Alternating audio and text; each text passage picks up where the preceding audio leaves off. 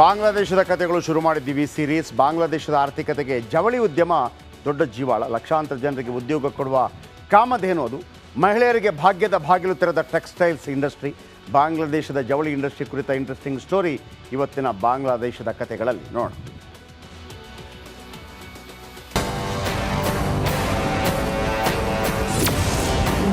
ಬಾಂಗ್ಲಾದೇಶಕ್ಕೆ ಜವಳಿ ಉದ್ಯಮವೇ ಜೀವಾಳ. ಮಹಿಳೆಯರ ಭಾಗ್ಯದ ಬಾಗಿಲು ತೆರೆದ ವಸ್ತ್ರೋದ್ಯಮ.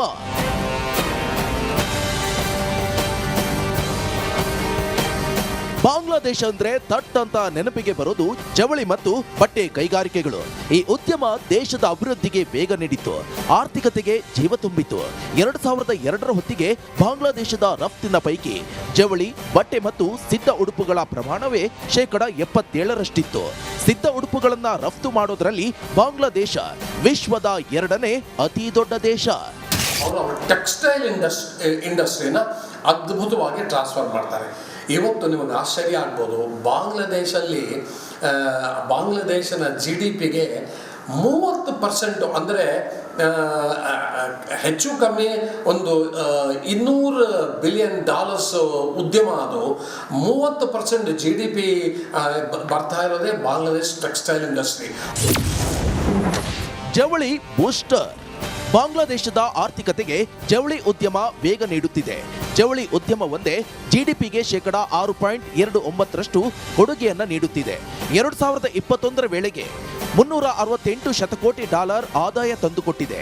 ಚೀನಾದ ನಂತರ ಉಡುಪು ಉತ್ಪಾದನೆಯಲ್ಲಿ 2ನೇ ಸ್ಥಾನ ಹೊಂದಿದೆ. ಫ್ಯಾಷನ್ ಬ್ರ್ಯಾಂಡ್ಗಳ ರಫ್ತಿನಲ್ಲಿ ವಿಶ್ವದ 2ನೇ ರಾಷ್ಟ್ರ ಆಗಿದೆ. ಚೀನಾ, ಹಾಂಗ್ಕಾಂಗ್, ಟರ್ಕಿ, ಭಾರತದ ನಂತರ ಬಾಂಗ್ಲಾದೇಶವು ವಿಶ್ವದ 6ನೇ ಅತಿ ದೊಡ್ಡ ಉಡುಪು ರಫ್ತುದಾರ ರಾಷ್ಟ್ರ ಆಗಿದೆ. 1990ರ ದಶಕದ ಆರಂಭದಿಂದಲೂ ಶರ್ಟ್, ಟಿ ಶರ್ಟ್ಗಳು, ಪ್ಯಾಂಟ್, ಸ್ವೆಟರ್, ಜಾಕೆಟ್ಗಳನ್ನು ರಫ್ತು ಮಾಡುತ್ತಿದೆ. ಬಾಂಗ್ಲಾದೇಶದ ಟೆಕ್ಸ್ಟೈಲ್ಸ್ ಇಂಡಸ್ಟ್ರಿಗಳಲ್ಲಿ 80%ಕ್ಕಿಂತ ಹೆಚ್ಚು ಕಾರ್ಮಿಕರು ಮಹಿಳೆಯರಿದ್ದಾರೆ.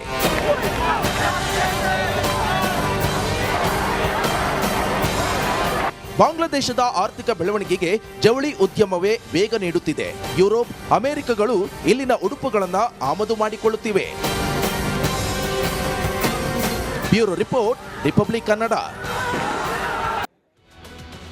ಬಾಂಗ್ಲಾದೇಶದ ಕಥೆಗಳು ಶುರು ಮಾಡಿದ್ದೀವಿ ಸೀರೀಸ್. ಬಾಂಗ್ಲಾದೇಶದ ಆರ್ಥಿಕತೆಗೆ ಜವಳಿ ಉದ್ಯಮ ದೊಡ್ಡ ಜೀವಾಳ. ಲಕ್ಷಾಂತರ ಜನರಿಗೆ ಉದ್ಯೋಗ ಕೊಡುವ ಕಾಮಧೇನು ಅದು. ಮಹಿಳೆಯರಿಗೆ ಭಾಗ್ಯದ ಬಾಗಿಲು ತೆರೆದ ಟೆಕ್ಸ್ಟೈಲ್ಸ್ ಇಂಡಸ್ಟ್ರಿ. ಬಾಂಗ್ಲಾದೇಶದ ಜವಳಿ ಇಂಡಸ್ಟ್ರಿ ಕುರಿತ ಇಂಟ್ರೆಸ್ಟಿಂಗ್ ಸ್ಟೋರಿ ಇವತ್ತಿನ ಬಾಂಗ್ಲಾದೇಶದ ಕಥೆಗಳಲ್ಲಿ ನೋಡೋಣ.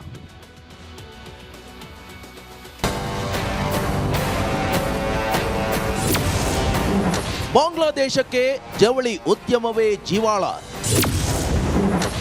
ಮಹಿಳೆಯರ ಭಾಗ್ಯದ ಬಾಗಿಲು ತೆರೆದ ವಸ್ತ್ರೋದ್ಯಮ.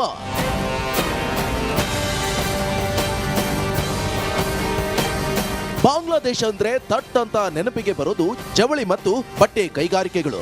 ಈ ಉದ್ಯಮ ದೇಶದ ಅಭಿವೃದ್ಧಿಗೆ ಬೇಗ ನೀಡಿತ್ತು, ಆರ್ಥಿಕತೆಗೆ ಜೀವ ತುಂಬಿತ್ತು. 2002ರ ಹೊತ್ತಿಗೆ ಬಾಂಗ್ಲಾದೇಶದ ರಫ್ತಿನ ಪೈಕಿ ಜವಳಿ, ಬಟ್ಟೆ ಮತ್ತು ಸಿದ್ಧ ಉಡುಪುಗಳ ಪ್ರಮಾಣವೇ 77%. ಸಿದ್ಧ ಉಡುಪುಗಳನ್ನ ರಫ್ತು ಮಾಡೋದ್ರಲ್ಲಿ ಬಾಂಗ್ಲಾದೇಶ ವಿಶ್ವದ 2ನೇ ಅತಿ ದೊಡ್ಡ ದೇಶ. ಟೆಕ್ಸ್ಟೈಲ್ ಇಂಡಸ್ಟ್ರಿನ ಅದ್ಭುತವಾಗಿ ಟ್ರಾನ್ಸ್ಫರ್ ಮಾಡ್ತಾರೆ. ಇವತ್ತು ನಿಮಗೆ ಆಶ್ಚರ್ಯ ಆಗ್ಬೋದು,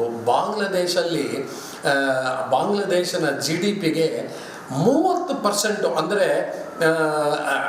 ಹೆಚ್ಚು ಕಮ್ಮಿ ಒಂದು $200 ಬಿಲಿಯನ್ ಉದ್ಯಮ. ಅದು 30% GDP ಬರ್ತಾ ಇರೋದೇ ಬಾಂಗ್ಲಾದೇಶ್ ಟೆಕ್ಸ್ಟೈಲ್ ಇಂಡಸ್ಟ್ರಿ. ಜವಳಿ ಬೂಸ್ಟರ್. ಬಾಂಗ್ಲಾದೇಶದ ಆರ್ಥಿಕತೆಗೆ ಜವಳಿ ಉದ್ಯಮ ವೇಗ ನೀಡುತ್ತಿದೆ. ಜವಳಿ ಉದ್ಯಮ ಒಂದೇ GDPಗೆ 6.29% ಕೊಡುಗೆಯನ್ನ ನೀಡುತ್ತಿದೆ. 2021ರ ವೇಳೆಗೆ $368 ಶತಕೋಟಿ ಆದಾಯ ತಂದುಕೊಟ್ಟಿದೆ. ಚೀನಾದ ನಂತರ ಉಡುಪು ಉತ್ಪಾದನೆಯಲ್ಲಿ 2ನೇ ಸ್ಥಾನ ಹೊಂದಿದೆ. ಫ್ಯಾಷನ್ ಬ್ರ್ಯಾಂಡ್ಗಳ ರಫ್ತಿನಲ್ಲಿ ವಿಶ್ವದ 2ನೇ ರಾಷ್ಟ್ರ ಆಗಿದೆ.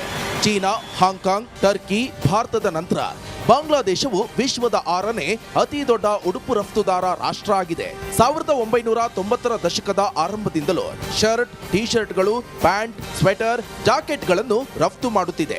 ಬಾಂಗ್ಲಾದೇಶದ ಟೆಕ್ಸ್ಟೈಲ್ಸ್ ಇಂಡಸ್ಟ್ರಿಗಳಲ್ಲಿ 80%ಕ್ಕಿಂತ ಹೆಚ್ಚು ಕಾರ್ಮಿಕರು ಮಹಿಳೆಯರಿದ್ದಾರೆ.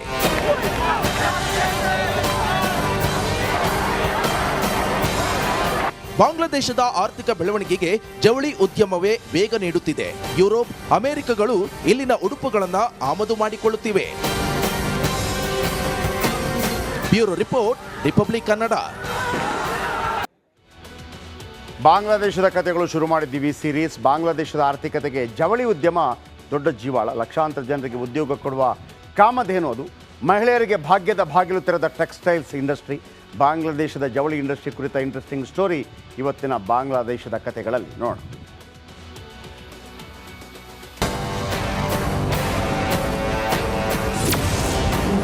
ಬಾಂಗ್ಲಾದೇಶಕ್ಕೆ ಜವಳಿ ಉದ್ಯಮವೇ ಜೀವಾಳ. ಮಹಿಳೆಯರ ಭಾಗ್ಯದ ಬಾಗಿಲು ತೆರೆದ ವಸ್ತ್ರೋದ್ಯಮ.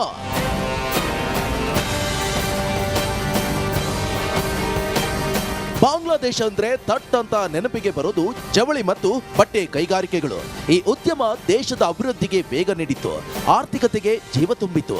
2002ರ ಹೊತ್ತಿಗೆ ಬಾಂಗ್ಲಾದೇಶದ ರಫ್ತಿನ ಪೈಕಿ ಜವಳಿ, ಬಟ್ಟೆ ಮತ್ತು ಸಿದ್ಧ ಉಡುಪುಗಳ ಪ್ರಮಾಣವೇ 77%ರಷ್ಟಿತ್ತು. ಸಿದ್ಧ ಉಡುಪುಗಳನ್ನ ರಫ್ತು ಮಾಡೋದ್ರಲ್ಲಿ ಬಾಂಗ್ಲಾದೇಶ ವಿಶ್ವದ 2ನೇ ಅತಿ ದೊಡ್ಡ ದೇಶ. ಅವರು ಟೆಕ್ಸ್ಟೈಲ್ ಇಂಡಸ್ಟ್ರಿನ ಅದ್ಭುತವಾಗಿ ಟ್ರಾನ್ಸ್ಫರ್ ಮಾಡ್ತಾರೆ. ಇವತ್ತು ನಿಮಗೆ ಆಶ್ಚರ್ಯ ಆಗ್ಬೋದು, ಬಾಂಗ್ಲಾದೇಶನ GDPಗೆ 30% ಅಂದರೆ ಹೆಚ್ಚು ಕಮ್ಮಿ ಒಂದು $200 ಬಿಲಿಯನ್ ಉದ್ಯಮ ಅದು. 30% GDP ಬರ್ತಾ ಇರೋದೇ ಬಾಂಗ್ಲಾದೇಶ್ ಟೆಕ್ಸ್ಟೈಲ್ ಇಂಡಸ್ಟ್ರಿ. ಜವಳಿ ಬೂಸ್ಟರ್. ಬಾಂಗ್ಲಾದೇಶದ ಆರ್ಥಿಕತೆಗೆ ಜವಳಿ ಉದ್ಯಮ ವೇಗ ನೀಡುತ್ತಿದೆ. ಜವಳಿ ಉದ್ಯಮ ಒಂದೇ GDPಗೆ 6.29% ಕೊಡುಗೆಯನ್ನ ನೀಡುತ್ತಿದೆ. 2021ರ ವೇಳೆಗೆ $368 ಶತಕೋಟಿ ಆದಾಯ ತಂದುಕೊಟ್ಟಿದೆ. ಚೀನಾದ ನಂತರ ಉಡುಪು ಉತ್ಪಾದನೆಯಲ್ಲಿ 2ನೇ ಸ್ಥಾನ ಹೊಂದಿದೆ. ಫ್ಯಾಷನ್ ಬ್ರ್ಯಾಂಡ್ಗಳ ರಫ್ತಿನಲ್ಲಿ ವಿಶ್ವದ 2ನೇ ರಾಷ್ಟ್ರ ಆಗಿದೆ. ಚೀನಾ, ಹಾಂಗ್ಕಾಂಗ್, ಟರ್ಕಿ, ಭಾರತದ ನಂತರ ಬಾಂಗ್ಲಾದೇಶವು ವಿಶ್ವದ 6ನೇ ಅತಿ ದೊಡ್ಡ ಉಡುಪು ರಫ್ತುದಾರ ರಾಷ್ಟ್ರ ಆಗಿದೆ. 1990ರ ದಶಕದ ಆರಂಭದಿಂದಲೂ ಶರ್ಟ್, ಟಿ ಶರ್ಟ್ಗಳು, ಪ್ಯಾಂಟ್, ಸ್ವೆಟರ್, ಜಾಕೆಟ್ಗಳನ್ನು ರಫ್ತು ಮಾಡುತ್ತಿದೆ. ಬಾಂಗ್ಲಾದೇಶದ ಟೆಕ್ಸ್ಟೈಲ್ಸ್ ಇಂಡಸ್ಟ್ರಿಗಳಲ್ಲಿ 80%ಕ್ಕಿಂತ ಹೆಚ್ಚು ಕಾರ್ಮಿಕರು ಮಹಿಳೆಯರಿದ್ದಾರೆ.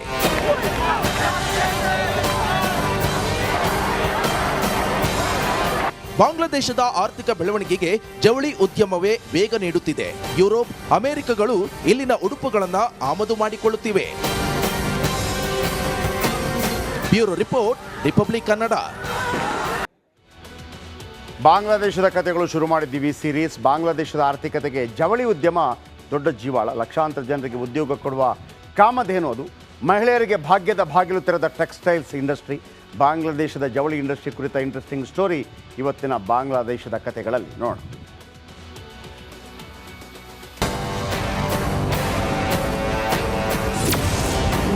ಬಾಂಗ್ಲಾದೇಶಕ್ಕೆ ಜವಳಿ ಉದ್ಯಮವೇ ಜೀವಾಳ.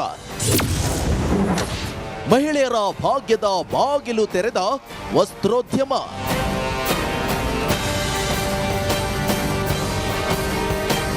ಬಾಂಗ್ಲಾದೇಶ ಅಂದ್ರೆ ತಟ್ ಅಂತ ನೆನಪಿಗೆ ಬರೋದು ಜವಳಿ ಮತ್ತು ಬಟ್ಟೆ ಕೈಗಾರಿಕೆಗಳು. ಈ ಉದ್ಯಮ ದೇಶದ ಅಭಿವೃದ್ಧಿಗೆ ವೇಗ ನೀಡಿತ್ತು, ಆರ್ಥಿಕತೆಗೆ ಜೀವ ತುಂಬಿತ್ತು. 2002ರ ಹೊತ್ತಿಗೆ ಬಾಂಗ್ಲಾದೇಶದ ರಫ್ತಿನ ಪೈಕಿ ಜವಳಿ, ಬಟ್ಟೆ ಮತ್ತು ಸಿದ್ಧ ಉಡುಪುಗಳ ಪ್ರಮಾಣವೇ 77%ರಷ್ಟಿತ್ತು. ಸಿದ್ಧ ಉಡುಪುಗಳನ್ನ ರಫ್ತು ಮಾಡೋದ್ರಲ್ಲಿ ಬಾಂಗ್ಲಾದೇಶ ವಿಶ್ವದ 2ನೇ ಅತಿ ದೊಡ್ಡ ದೇಶ. ಅವರು ಟೆಕ್ಸ್ಟೈಲ್ ಇಂಡಸ್ಟ್ರಿನ ಅದ್ಭುತವಾಗಿ ಟ್ರಾನ್ಸ್ಫರ್ ಮಾಡ್ತಾರೆ. ಇವತ್ತು ನಿಮಗೆ ಆಶ್ಚರ್ಯ ಆಗ್ಬೋದು, ಬಾಂಗ್ಲಾದೇಶನ GDPಗೆ 30% ಅಂದರೆ ಹೆಚ್ಚು ಕಮ್ಮಿ ಒಂದು $200 ಬಿಲಿಯನ್ ಉದ್ಯಮ ಅದು. 30% GDP ಬರ್ತಾ ಇರೋದೇ ಬಾಂಗ್ಲಾದೇಶ್ ಟೆಕ್ಸ್ಟೈಲ್ ಇಂಡಸ್ಟ್ರಿ. ಜವಳಿ ಬೂಸ್ಟರ್. ಬಾಂಗ್ಲಾದೇಶದ ಆರ್ಥಿಕತೆಗೆ ಜವಳಿ ಉದ್ಯಮ ವೇಗ ನೀಡುತ್ತಿದೆ. ಜವಳಿ ಉದ್ಯಮ ಒಂದೇ GDPಗೆ 6.29% ಕೊಡುಗೆಯನ್ನ ನೀಡುತ್ತಿದೆ. 2021ರ ವೇಳೆಗೆ $368 ಶತಕೋಟಿ ಆದಾಯ ತಂದುಕೊಟ್ಟಿದೆ. ಚೀನಾದ ನಂತರ ಉಡುಪು ಉತ್ಪಾದನೆಯಲ್ಲಿ 2ನೇ ಸ್ಥಾನ ಹೊಂದಿದೆ. ಫ್ಯಾಷನ್ ಬ್ರ್ಯಾಂಡ್ಗಳ ರಫ್ತಿನಲ್ಲಿ ವಿಶ್ವದ 2ನೇ ರಾಷ್ಟ್ರ ಆಗಿದೆ. ಚೀನಾ, ಹಾಂಗ್ಕಾಂಗ್, ಟರ್ಕಿ, ಭಾರತದ ನಂತರ ಬಾಂಗ್ಲಾದೇಶ